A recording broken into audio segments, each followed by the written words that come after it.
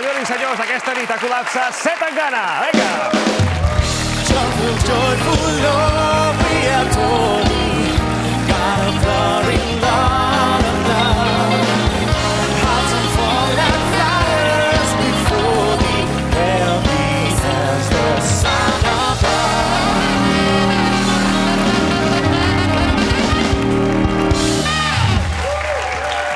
Antón, ¿qué tal? ¿Cómo estás? Muy bien. ¿Sí? Sí, ¿tú qué tal? Yo bien, sí, estoy bien. Me ha encantado tu documental, ahora hablaremos de ello, pero bueno, me parece una delicia. Sí, ¿te ha gustado? Sí. Además porque es una historia que, bueno, que es una historia donde nadie se fija, además, ¿no? Sí, o sea, es una historia muy personal, muy particular y han sido muy generosos María, Miguel y Geray compartiendo todo esto. Se estrenó ayer en los cines, es diu La guitarra flamenca de Geray Cortés y es veu així. La parte más fuerte del documental y por lo que yo hago el documental es por la Tania. Me quedo impresionado con él. Le pregunto por su proyecto y él me habla de un disco. Y una de las cosas que yo quiero hablar ya no es ni por mí ni por nosotros, porque de alguna manera ella no pudo hablar. Un disco que, aunque es de guitarra, Siento que he tenido dos vidas, ¿sabes? cuenta su vida, habla de su familia y habla en concreto de una pena. Que siempre está escondido ahí. Una pena que él le quiere contar al mundo.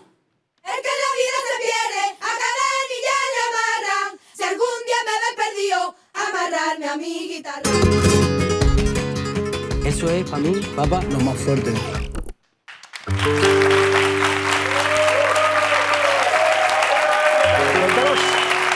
Cuéntanos cómo descubriste a Geray. Y pues le conocí en una fiesta. Javier Limón, que es un productor flamenco, me invitó a su casa. Yo creía que iba a cenar, pero cuando llegué ahí pues había un fiestón increíble. Él te dice, vamos a hablar de producción musical. Sí, o sea, me dice, oye, nos tenemos que conocer, tienes que venir a mi casa, te invito a no sé qué, no me acuerdo a qué me dijo. Y tú vas a una cena con él a solas, digamos. Claro, eso era lo que yo me pensaba. Pero cuando llegué ahí era un festival auténtico, con un montón de gente famosa además. Había muchos flamencos, entre ellos Montse Cortés, que es una gran cantadora. Y entonces en un momento determinado le pedimos a Montse Cortés que cante y el chico al que le dan la guitarra para que le acompañe al cante es Geray. Y entonces a mí me encanta Montse y yo estaba muy pendiente de la actuación, pero de repente me empieza a llamar la atención ese chico. Y entonces a partir de ahí empezamos como a hablar, ese día ya nos quedamos de fiesta, luego yo voy a verle al tablao y él me empieza a hablar de un proyecto que es este, que es La guitarra flamenca, que es un disco suyo en el que digamos, él se inspira en historias muy personales de su vida, dolorosas, muchas, como muy íntimas, para componer un disco de guitarra. ¿Y esto es el flamenco al final? ¿Conectar con el dolor? Puede ser, no me atrevo yo a ser el que diga qué es el flamenco, pero te puedo decir que a mí hay algo del flamenco que me encanta y es esta cosa histriónica con los sentimientos y con las emociones, ¿no? Si te ríes muy fuerte, si lloras muy fuerte, si te enamoras muy fuerte, y creo que yo por ahí conecto muchísimo. Y esa idea también de dejar huella, ¿no? De alguna forma, de lo que haces que tenga impacto directo. Sí, que tenga peso, ¿no? Aunque sea cultura popular, porque el flamenco es muy, muy popular, aunque para nosotros se haya convertido en algo muy complejo a nivel musical, porque son armonías que no son las habituales o los ritmos que no son habituales de la música pop, por decirlo así. Pero realmente es una música muy profunda, pero sencilla, es muy popular. ¿Y te costó mucho que la familia te contase cosas, secretos? O sea, ha sido un proceso difícil, pero no te diría que me ha costado mucho porque Geray lo tenía muy claro. Geray lo que no sabía era si esto se iba a convertir en una película, si iba a ser algo que acompañase de forma un poco más abstracta a su disco, pero digamos que cada vez lo hemos ido haciendo más explícito hasta el punto de convertirlo como en el largo, ¿no? Entonces yo al venir de la mano de Geray ya entré como con una confianza. Y luego también yo creo que pasa algo que las cosas dolorosas que nos guardamos y que empiezan como a coger polvo dentro de nosotros, cuando tienes la oportunidad de sacarlas y de hablarlas... Está en otro sitio, ¿no? Se pone en otro lugar. Sí, y lo sueles... O sea, suele ser una buena noticia el poder hablar de ello. ¿A ti te ha pasado esto? Sí, a mí me ha pasado.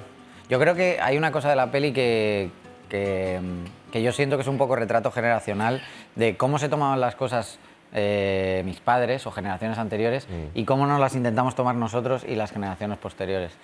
Y yo creo que nosotros tratamos de lidiar con las cosas sin el secreto, sin enterrarlas, sin taparlas. Porque claro, también aquí había una dictadura, había unas circunstancias que hacían que no se hablase de nada en la familia, ¿no? Por ejemplo. Sí, y bueno, o sea, yo creo que es una cuestión generacional de que cómo se mostraban las debilidades o los errores, creo que ahora se puede hablar de ello y las cosas son más reconciliables. Antes se ocultaba todo porque no se podía aceptar, ¿no? El error era como...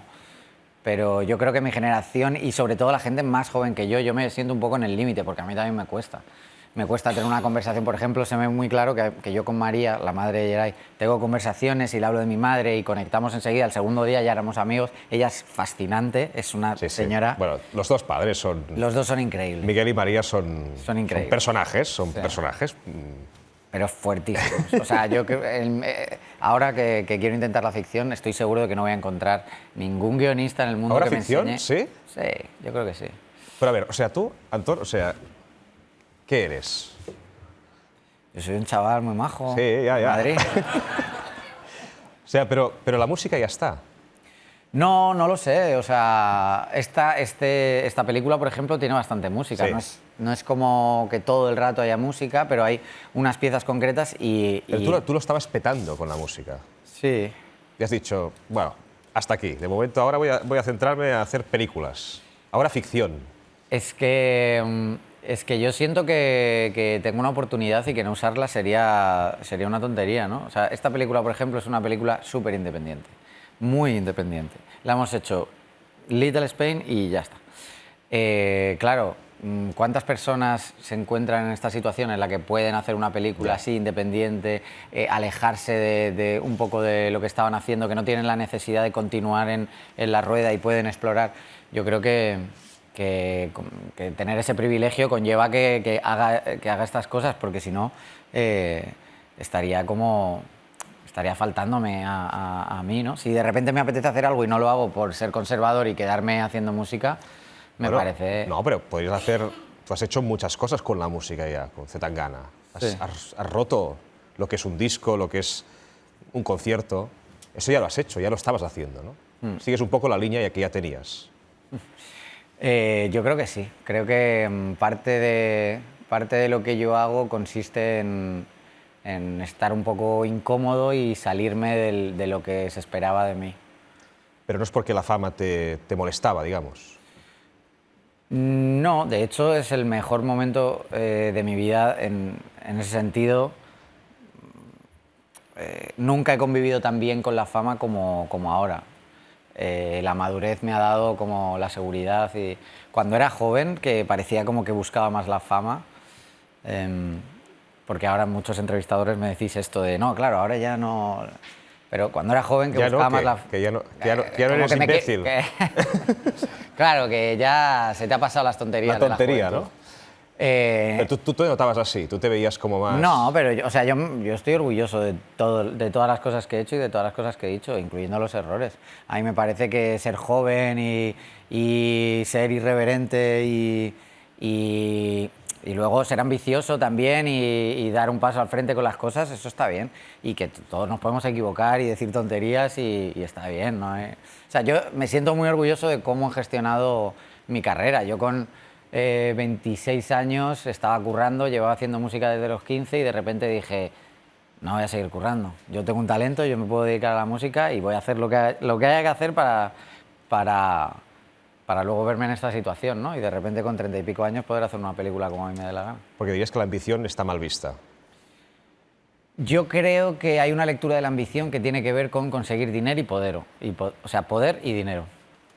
Y creo que eso no es verdad. Creo que tú puedes ser muy ambicioso y que tus objetivos o lo que tú consideras éxito no tenga que ser dinero y Puede ser poder. personal el éxito, ¿no? Puede ser, hay muchos tipos de éxito. Por ejemplo, yo la última gira que hice, esa gira era una gira muy, muy ambiciosa y, sin embargo, por ser ambiciosa, no era un éxito económico ni financiero lo que se buscaba. era muy ambiciosa en el sentido de que queríamos hacer un despliegue y una presentación espectacular, ¿no? Claro, era una forma de mostrarme a mí mismo que yo podía subirme a un escenario y ser tan bueno en el escenario como en el estudio. Claro, pero aquello, por ejemplo, yo creo que ya estaba concebido como un final. No sé si tú lo tenías así, interiorizado, o inconscientemente habías producido un final o un punto y aparte. No sé si es un final definitivo, ¿eh? Yo creo que tenía como ese sabor así apoteósico, sí. Por eso también, o sea, no era una decisión que estuviera tomada, pero cuando de repente un día te levantas y has hecho el madrileño y has hecho esa gira y ves el momento final de la gira en el que sale cantando el Niño de Elche, cantando Aldilà, que es una canción italiana muy antigua, y ves a todos los músicos y ves que hacen el chimpón final, dices, bueno, este es un buen momento para tomarme un respiro. Pero no era una decisión premeditada, pero a veces te levantas y dices, anda, pues mira, aquí me puedo sostener un rato. Hay una cosa que haces que a mí me gusta mucho, que es que lo que parece fácil, que es muy difícil de hacer, tú lo haces, ¿no? Parece que sea una cosa que cuando la ves dices, esto es fácil, y no lo es muy difícil de hacer. A mí las cosas que más me gustan son cosas normalmente que parecen sencillas, en el sentido de... por ejemplo, esto el flamenco lo tiene mucho, ¿no? Que con 2 frases es capaz de decir, es capaz de incluir mucho. Esto para mí es como una obligación como artista, como la forma en la que yo he aprendido y he conectado con la parte creativa, con la música, con el cine, con la literatura. Es una parte muy, como digamos, elemental. Entonces yo estoy al servicio de eso, porque si hay otro chaval como yo que solo se guía por la intuición, que no ha estudiado particularmente ninguna técnica creativa y tal, yo le tengo que dar el acceso a ese mundo de la misma forma que lo recibió yo, que es de forma intuitiva, ¿no? Y en ese sentido el flamenco, por ejemplo, hace eso, hace letras que son muy profundas pero muy sencillas y que tienen muchas capas y que la primera ya es bonita. No hace falta estudiarte 6 libros para entender que Enamorado de la vida, aunque a veces duela, es universal, es universal, directo, maravilloso, sí, sí. es poesía y que tiene muchas más capas, pero que ya lo escuchas, lo entiendes y es bonito, ¿sabes? Sí, además la música es algo que llega más directo a la gente, ¿no? Sí, totalmente. Es el arte, a lo mejor es el arte más fácil de que entre, ¿no? Bueno, es que todo el mundo entiende la música, da igual...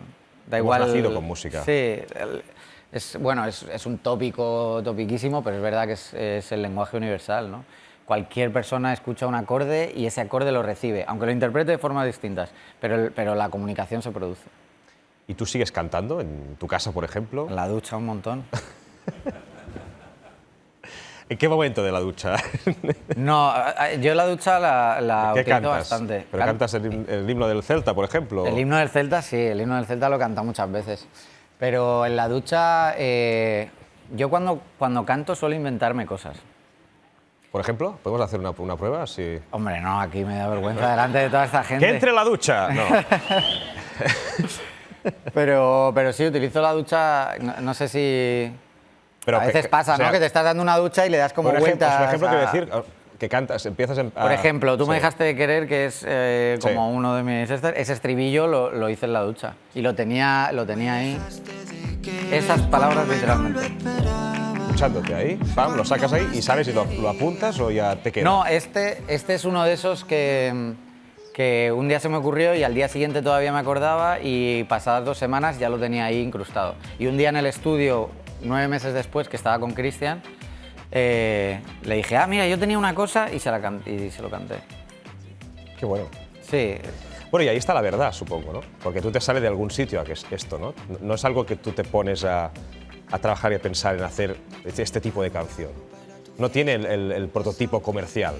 A mí todas las cosas que me han salido bien son cosas que tenían que ver, que están muy conectadas con algo que yo sentía o con algo que a mí me había pasado, con algo que me tocaba de cerca. He intentado hacer cosas que estuvieran alejadas de mí, pero no han sobrevivido bien al paso del tiempo. No son las canciones que la gente recuerda de mí, no son las que a mí más me gustan. El tiempo le suele dar peso, bueno, el tiempo siempre le ha dado peso a las cosas que yo he escrito sintiéndolas de verdad. ¿Y crees que llega más, antes que hablamos del dolor, o sea, a ti te ha llegado más en las canciones que has hecho, el éxito de las canciones, cuando has hablado del dolor o cuando has hablado de algo bueno de tu vida? Pues mira, a mí lo que más me gusta es un concepto de canción que sería como una canción para bailar llorando. O una amiga mía me dijo también para bailar las penas, que es como buscar la alegría pero con un sentido trágico de la vida, ¿no? Por ejemplo, Enamorado de la vida aunque a veces duela, que es una de mis letras favoritas. Pero esto es el ADN de los clásicos. O sea, Shakespeare, siempre hemos ido ahí, ¿no? Sí. ¿Pero qué nos ha pasado este tiempo? Que no hemos hablado, no hemos conseguido conectar con la emoción más directa, ¿no? Pues es que no sé, es como si a un niño le das azúcar constantemente, pues acaba comiendo azúcar aunque eso no le nutra, ¿no? Porque entonces vivimos... Nos han drogado. Bueno, nos hemos drogado, porque esto es muy típico de como echarle la culpa a alguien, ¿no? Ya. Ahí nos están haciendo... No, lo estamos haciendo nosotros. Si cada uno de nosotros toma una decisión activa de no participar de la cultura del entretenimiento que considera mala, el mundo cambiaría. O sea, es muy fácil echarle la culpa a una especie de gente que hay ahí en un El sistema. despacho, ¿no? Claro, hay un montón de gente en un despacho vestidos de vampiros, ¿no? Tomando decisiones y entonces, ay, yo no puedo, entonces me voy a comer una hamburguesa y a escuchar una música que digo que es una mierda. Sí, y la suerte también es un componente importante, porque hay mucha gente que seguramente tiene talento y no tiene la oportunidad que tú has tenido porque te lo has currado también, ¿eh? Sí, la suerte es muy importante, pero quiero decir que depende, o sea, que si la gente se pone de acuerdo y toma una decisión, el mundo puede cambiar, ¿eh? ¿Y en catalán cantarás algún día? Me gustaría. ¿Sabes que tenía una canción en El Madrileño que se llamaba El fil del charnego? Que contaba como una historia, la hice con Raúl Refri, no la tengo aquí. Y luego se la pasé a Rita Payés, le dije a ver si la quería cantar ella. Le gustó en su momento, pero al final creo que no, nunca la intentó. Pero, o sea, no cantaba en catalán, pero decía un par de cosas. ¿Y de qué hablaba? Era como una historia inventada y bueno, El Madrileño es un disco sobre la identidad y cruzaba un par de ideas ahí de la identidad catalana, la identidad española. La verdad que estaba guay. Lo que pasa que musicalmente nunca la redondeé, era demasiado teórica. ¿Tú te imaginas, te proyectas en el futuro? Sí, antes más. Pero sí, más o menos me proyecto. ¿Y qué ves? Pues veo Luces. Veo Little Spain ahora mismo, es como lo que siento que es mi reto profesional con el que más estoy La conectado. producción audiovisual. Sí, bueno, la producción audiovisual y terminar de asentar una productora que es muy creativa y que pueda hacer a la vez películas o hablar sobre ideas o llevar la comunicación a un lugar que todavía no sabemos cuál es. ¿Tienes trabajo? Sí, hombre, y si no tengo trabajo me lo busco, yo aburrirme no me va a aburrir. Tenemos que decir ya Antón, Zetangana, o sea, Pucho. Esto depende del interlocutor. Es el interlocutor el que tiene que tomar la decisión de cómo quiere... O sea, en esta entrevista ha habido un Antón, ha habido un Zetangana, ha hado un Pucho. Tú tienes que elegir, te tienes que Depende de posicionar. mí. Pues Pucho, muchas gracias por acompañarnos. Muchas gracias. Joyful, joyful.